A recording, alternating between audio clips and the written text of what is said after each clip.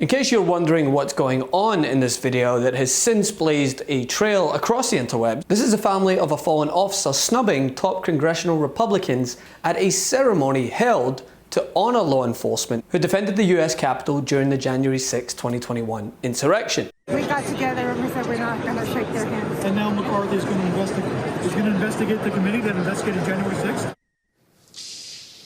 There's much more to that response. It basically comes down to this. The family members said that it was the continued loyalty to Donald Trump that was the problem for them, that the idea that Kevin McCarthy in particular, to a lesser degree Mitch McConnell, but McCarthy going down to Mar-a-Lago in the days after January 6th. And as we say in Scotland, on yourself, which really means good for them. And they were asked about the decision afterwards, to which they responded.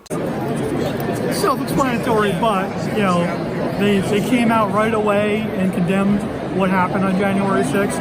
And whatever hold that Trump has on them, they've backstepped, they've danced. They won't admit to wrongdoing, not necessarily them themselves, but of Trump, of the rioters. I mean, people like Louis Gohmert, who presented an American flag that was flown over the Capitol to a January 6th rioter and told them they were a patriot. It's disgusting. It takes away everything my brother's done. It takes away the heroism my brother showed. You know, you don't think they deserved a handshake in this context? No.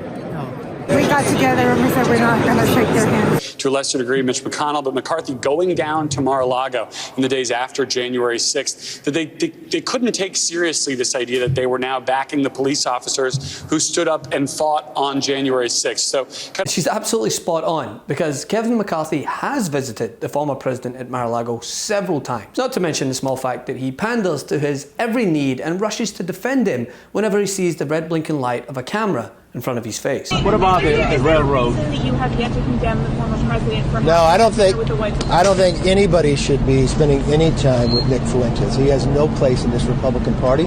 I think President Trump came out 4 times and condemned him and didn't know who he was. Well, he just said he didn't know who he was. He didn't condemn him or his ideology. Well, I condemn his ideology. It has no place in society. What is your and what about the former president? Should all Republicans be calling that out? The president didn't know who he was. Meanwhile, McConnell, well, I'd say that he more embodies the true definition of someone who is two-faced. Because let's think about it, right? He has been vocal at times in his criticisms of Donald Trump in the past, especially in regards to the January 6th insurrection. Trump claims the election was stolen. But my colleagues, nothing before us proves illegality anywhere near. But, and I emphasize the B, the true nature of a two-faced person is to say all of this, but then act different. As McConnell proved to be the case when he was asked by an Axios reporter in the wake of the January 6th insurrection whether he would still support Donald Trump if he was to be named the Republican nominee for president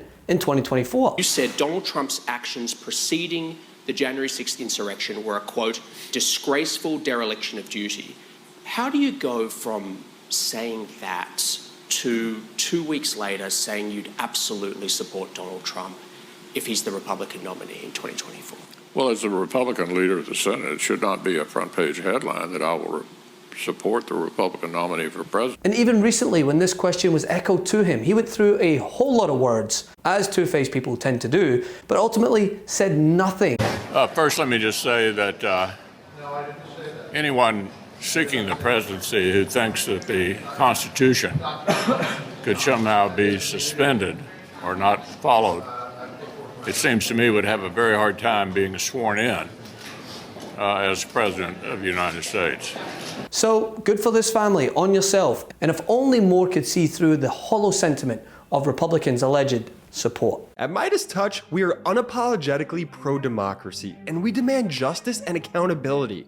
That's why we're spreading our message to Convict 45. That's right, gear up right now with your Convict 45 tees and pins at store.meidastouch.com. That's store.meidastouch.com.